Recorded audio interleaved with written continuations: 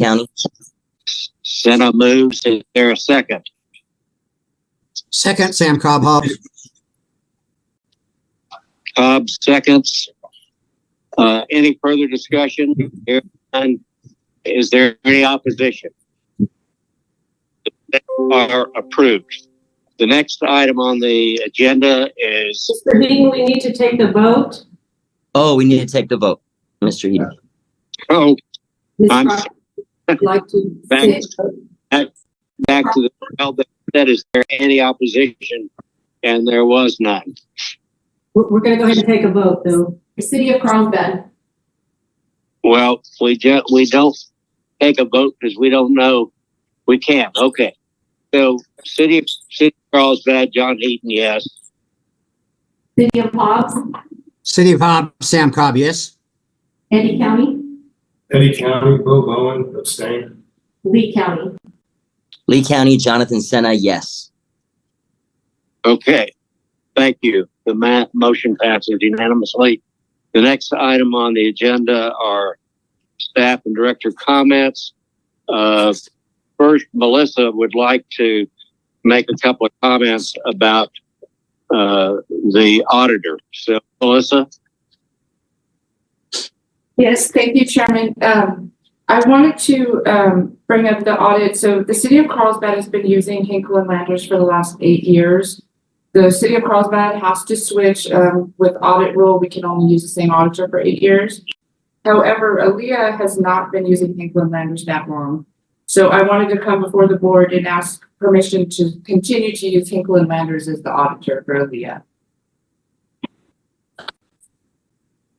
Okay.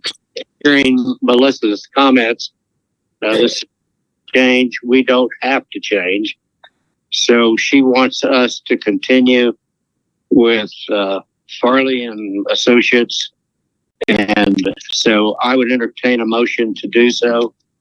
Well, we'll put it on the agenda for next time, Mr. Heaton, since it's not as an action item right now. It's just a discussion item right now. Well, we need to probably move on it, but we'll do it the next meeting now. Yes, sir. Not on the agenda. The next item is to hear an update from Holtec, and the gentleman online is Pat O'Brien, and Pat is the information director for Holtec, and he would like to bring us up to date. And I think Pierre's on the line as well, and he can add to that if he's able. He's in an airport, I think. So, Pat? Appreciate it, John. Yeah, I'm Pat O'Brien. I'm the Director of Government Affairs and Communications for Holtec. Appreciate the opportunity to talk this morning. So from our side, the fundamentals for the High Store project remain strong, and we believe are getting stronger. There's been a big push, I think some of you may have seen, to grow nuclear internationally and nationally before 2050. So we do feel the need to provide both an interim and a permanent repository is only going to increase with that expansion of nuclear. We know that solution is needed nationally, but we also understand that there is still a need for sustainable economic development in southeastern New Mexico. We believe that the push for clean energy going forward, nuclear really is the only viable baseload energy available. So as we do expand in nuclear with both larger reactors, but more specifically the small modular reactors and their high demand predicted by 2050, this will become a more important issue. We have gone through this process, spent 8 years and $80 million, more than $80 million to obtain the license for the Eddy Lea site. And we're continuing to explore legal options to potentially overturn the law that we felt is preempted last year that was passed. We'll continue to monitor the political climate to determine maybe if that law can be modified to allow the project to move forward. The chief reason for opposition was ultimately the lack of a permanent disposal site. So we'll continue to monitor that as we move forward.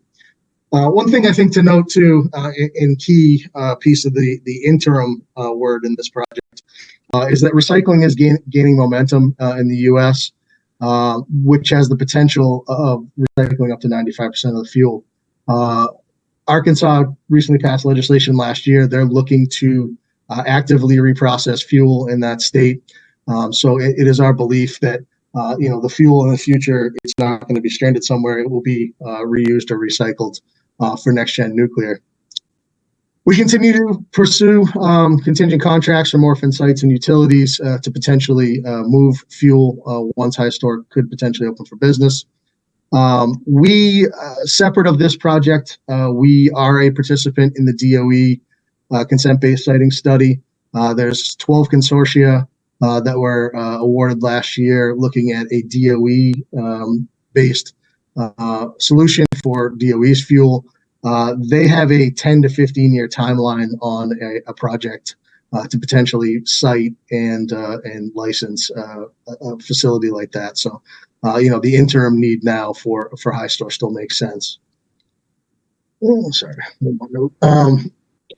So, as you know, the status of the project is we do have the license. The only prohibition to construction really resides with the state of New Mexico, the issues with getting permits issued and potentially overturning that law. I'll say, in wrapping it up, we very much appreciate the local support that's been strong and steadfast from the beginning. And we look forward to continuing to work together to make HISTOR a reality and provide the economic benefit to both southeastern New Mexico and New Mexico as a whole. And that's all I have, John.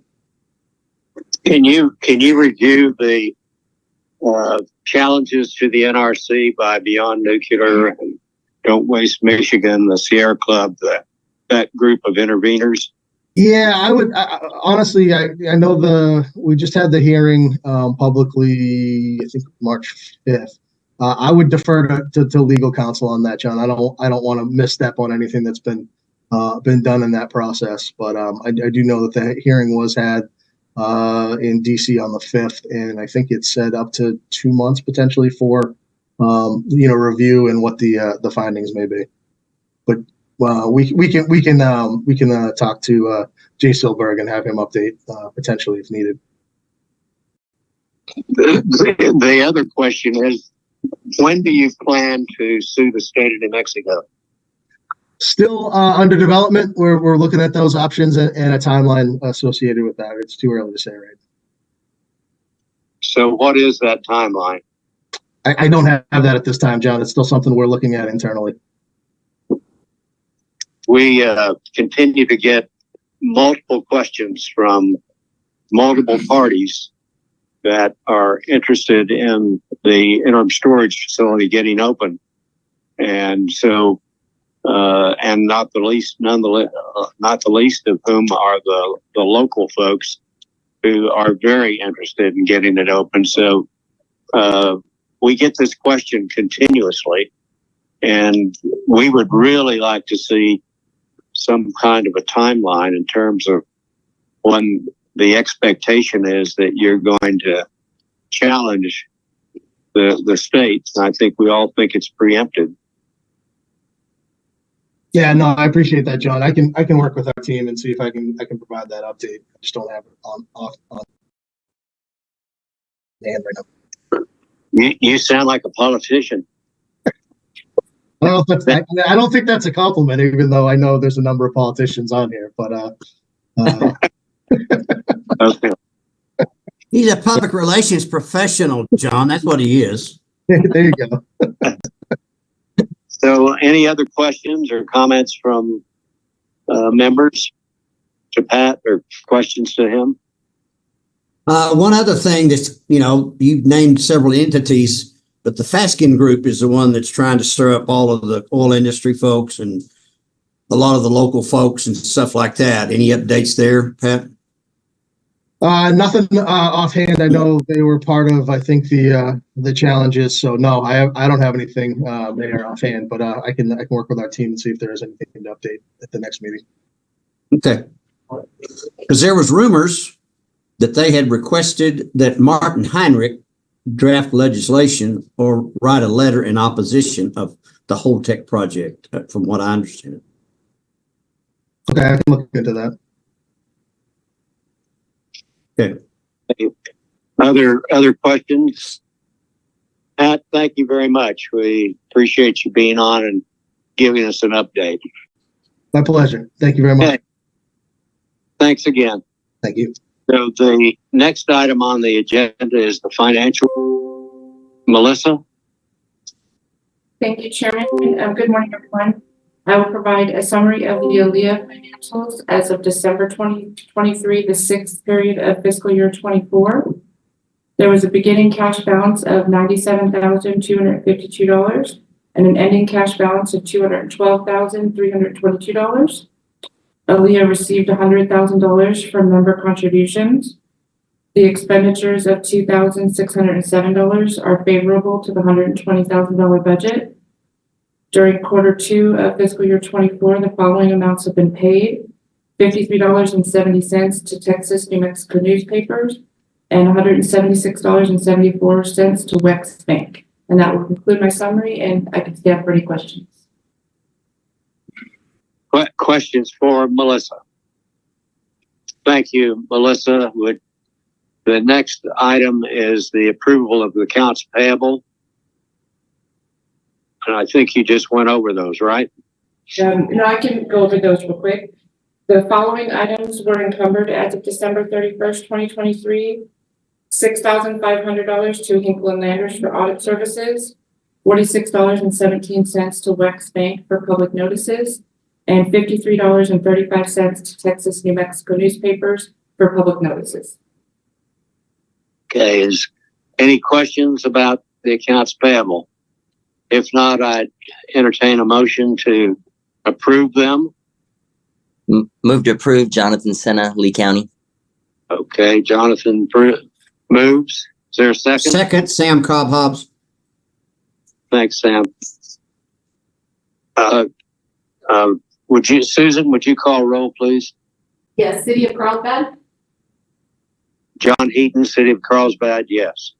City of Hobbs, City of Hobbs, Sam Cobb, yes. Eddy County, Eddy County, Bo Bowen, yes. Lee County. Lee County, Jonathan Senna, yes. Okay, the motion passes unanimously. Thank you. The next is the audit report, and we have Farley Venner with us today, and he will go over that with us. So, Farley? Yes, here I go. I'll get Melissa, I think you're allow me to share the screen. Yes. Yes. And I'll continue and do it. Okay, here we go. All right, so we have this is our presentation that we had before we sent it into OSA, and we can use it here, and I'll just summarize and not talk about every slide. But here are the results of the 2023 audit, and we're aware of the scope, so I think that's been clear that we gave an opinion on the financials. And then just moving on to some of the more specifics for the 2023 audit. There was the new standards, the subscription-based information technology arrangement, that's GASB 96, and GASB 94, which did not have impact, but it was implemented. So if you ever had that type of agreement, that would be on there. So no material impact with those new standards. Then looking at the adjustments, we had 3 adjusting journal entries that were put into or sent over to management for their review and approval. You as the client sent us 1 adjustment in addition, and then there's another just for presentation purpose, a 5th adjustment. But everything else is straightforward. So all those questions below, no past adjustments that were immaterial. We didn't have to do that. No disagreements. Management did not need to consult with other accountants for any issue that came up. We did not speak of any issues before we started, and no difficulties performing the audit. And then estimates, these are pretty standard, but you do have a lease receivable that was put on last year, and we'll see those numbers. And then the other estimate is valuation of land held for sale. So those are that's considered a level 3. Like it's not an observable. It's not in like an active market. So they call it a level 3 type of valuation on the land. Highlights. We got some information on that receivable. So that number is now in the book. So restated the receivables based on that information. And findings, there's none to report, so that's clear. And I'll just kind of go by this fairly quickly. The assets are up a bit, the liabilities are down a bit, so equity is increased. And you see that land held for sale, it has not changed in value because you would have to get an appraisal really.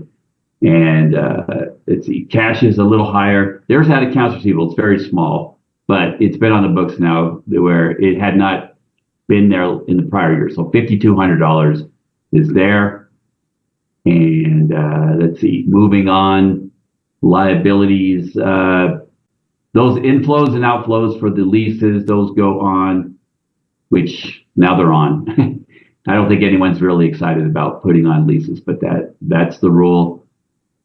And moving on to next slide, equity is there. You can see an equity increase, and then the profit and loss for the year ended 2023. So the revenue was at 100,000. Expenses a little lower than they've been in a few years. So positive $33,000 in change in net position, and we did restate to put the receivable on, we restated by $4,400. Revenue, you had actually the capital contributions from the members of 100,000 was really the only revenue, and the expenses are just general admin expenses that you can see here. So year-over-year comparison, got it here, but didn't belabor that. And then cash went up by 24,000 for the year. And new standards, just a little table there showing all new standards. I don't think any of these will impact the entity much, if at all, really, except for terminology and updating note disclosures. And that's it. So I can stop here for any questions or discussion. As everyone knows, we have very few transactions. So at any rate, are there any questions by many of the members? Questions for Farley? Hearing none, and it sounds like no findings, and it was a clean audit. The question I have, you said there was no revenue from the cell tower? Well, we now record that with the lease receivable. So we accrued that whole life of the lease, and that's different than it used to be. So let's see, I'm going to find that page. Here's you use a fancy term, deferred inflows for leases. So that's like a liability at 235,000. Let's see here. So the lease receivable, it did not change. I believe that there was no payment. You did not receive an actual cash payment in 2023. So these numbers did not change over here. If you were to receive that cash payment, that number the receivable would have gone down.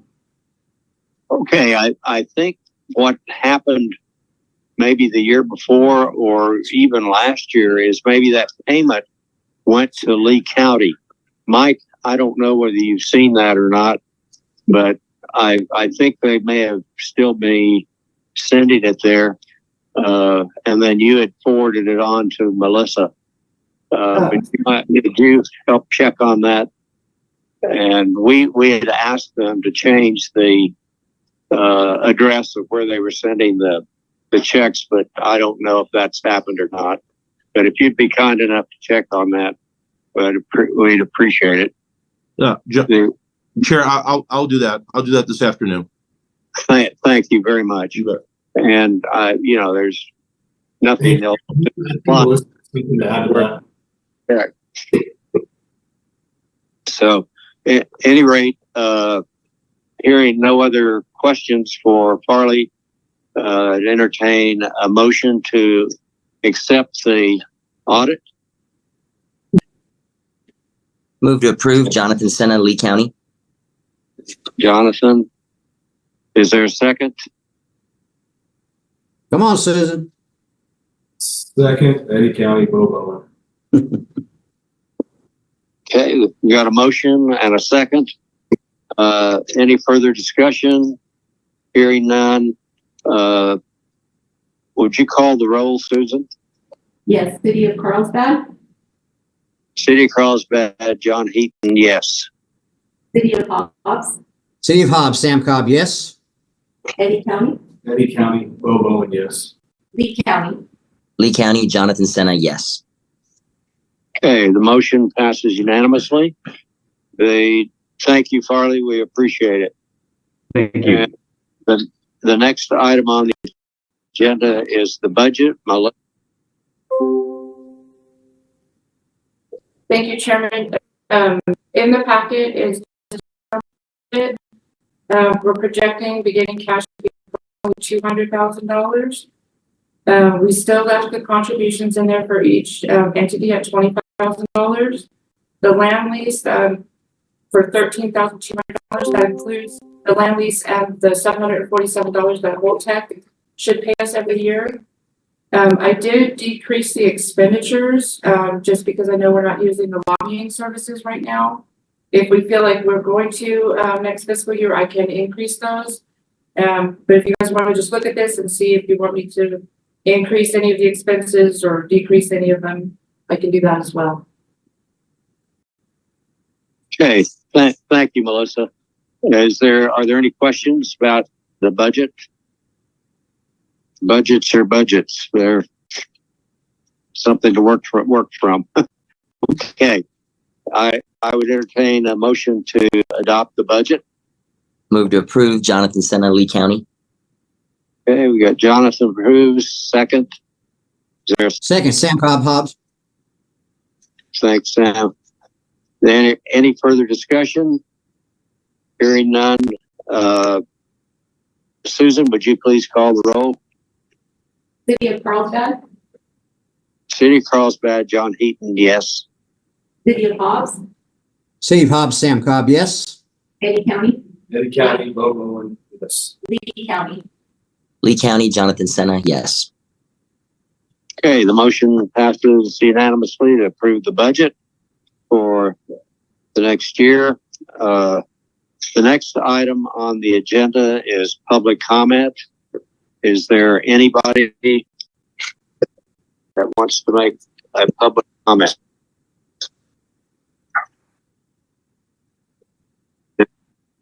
Anybody there in the room? Yes, there's Nick Maxwell has public comment. Okay, Dick. Go ahead, Nick.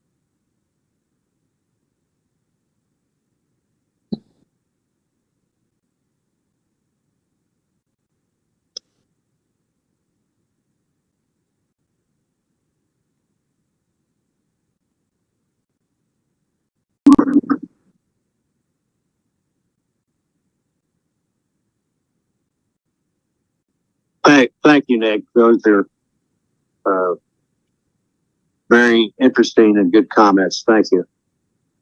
The resource planning that is required by SPS goes through the State Utility Commission. They've just completed that, I think, in the last 30 days or so.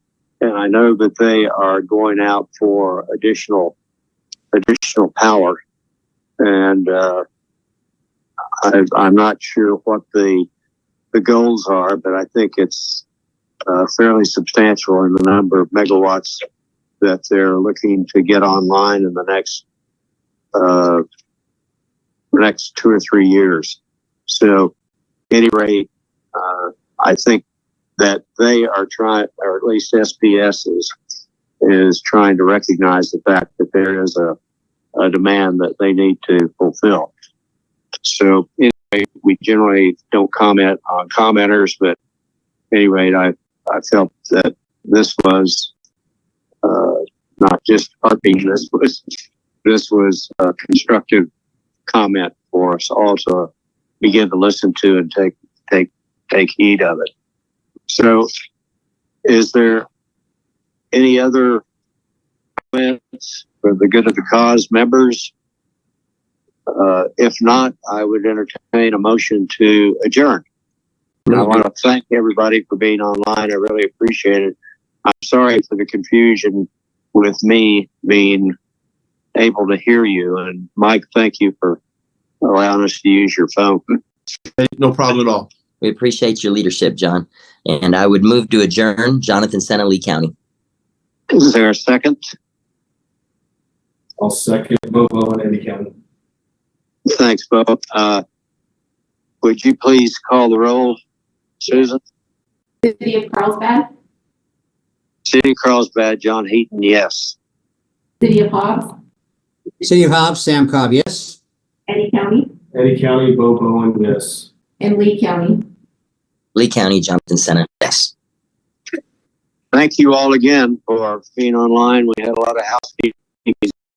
Appreciate it very, very much. Thank Bye you. now. You bet. Have a good day. day, everybody.